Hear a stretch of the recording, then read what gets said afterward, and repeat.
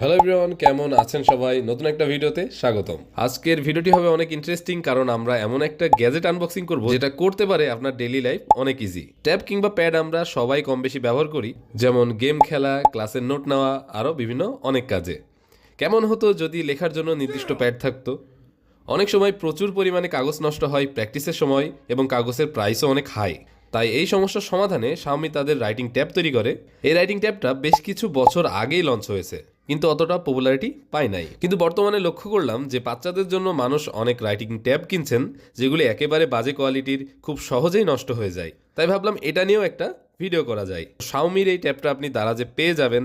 আর কেনার জন্য যদি লিঙ্ক লাগে তাহলে কমেন্ট করে অবশ্যই জানায়েন, আমি ডেসক্রিপশন বক্সে দিয়ে দেবো। অনেকের প্রশ্ন থাকতে পারে, সাধারণ ট্যাব ও Xiaomi ট্যাব দুইটারই তো একই কাজ, দুইটা দিয়েই তো লেখা যায়, তাহলে কেন এত দামের পার্থক্য, আর কেনই বা বেশি দাম দিয়ে Xiaomi ট্যাব কিনবো? সেটা জানতে পুরো ভিডিও অবশ্যই দেখবেন, ও পার্থক্য দেখলে আপনি অবাক হবেনই।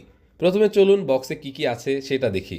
বক্সটি ওপেন করলেই পেয়ে যাবেন সাথে সাথে হোয়াইট কালার ট্যাবটি, সাথে থাকবে ফুল হোয়াইট একটা পেন। পেনটা অত্যন্ত প্রিমিয়াম। পেনের মাথার দিকে একটা স্মুথ টেক্সচার আছে লেখার জন্য। তাছাড়া নিচের দিকে তাকালে দেখা যাবে ব্যাটারি চেম্বার, যেটা চাপ দিয়ে বের করতে পারবেন। ব্যাটারিগুলো খুবই সহজে বাজারে পাওয়া যায়। একটা ব্যাটারি প্রায় 365 দিন, অর্থাৎ 1 বছর আপনাকে ব্যাকআপ দিতে পারবে। Xiaomiর এই ট্যাবটা হাতে নিলেই বুঝতে পারবেন বাইরের কোনো চিপ রাইটিং ট্যাবের মতো না, অনেক প্রিমিয়াম। এটা ডিসপ্লে সাইজ হলো 8 ইঞ্চি, যেটা দিয়ে যে কোনো লেখালেখি করতে পারবেন। 8 ইঞ্চি স্ক্রিন সাইজ যথেষ্ট হবে আশা করি। এরপর পেপারের তুলনায় অনেকটাই ছোট, তবে প্রবলেম হবে না। যদি আপনার বড় স্ক্রিন ভালো লাগে তাহলে এটার একটা বড় ভাই আছে, সেটাকে ট্রাই করে দেখতে পারেন। চলুন কিছু আঁকিয়ে দেখা যাক যে পেন কেমন পারফর্ম করে।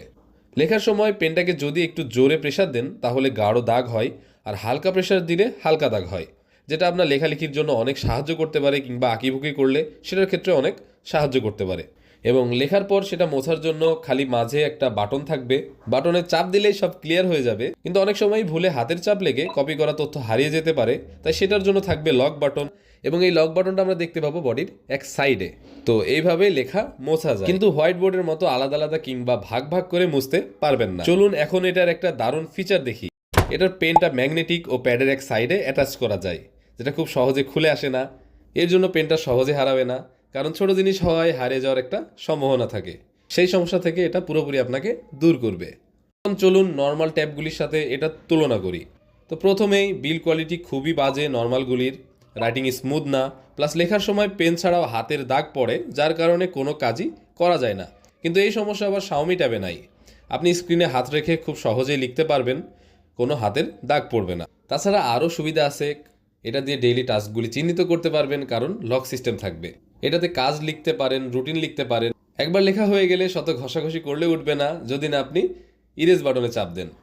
ওভারঅল Xiaomiর সেরা একটা রাইটিং ট্যাব, যেটা বাচ্চাদের জন্য অনেক দারুণ হবে। বড় যারা তারাও ব্যবহার করতে পারবেন কাগজের বদলে। এটা সম্পূর্ণ কাগজকে তো রিপ্লেস করবে না, তবে টুকটাক ভালোই ব্যবহার করতে পারবেন প্র্যাকটিসের কাজে। আর বাচ্চা যদি বেশি ভাঙচুর করে কিংবা সহজে প্লাস্টিকের জিনিস ভেঙে ফেলে, তাহলে তাকে নর্মালটাই কিনে দেওয়া বেটার হবে। তবে Xiaomi ট্যাবটা তুলনামূলক অনেক প্রিমিয়াম।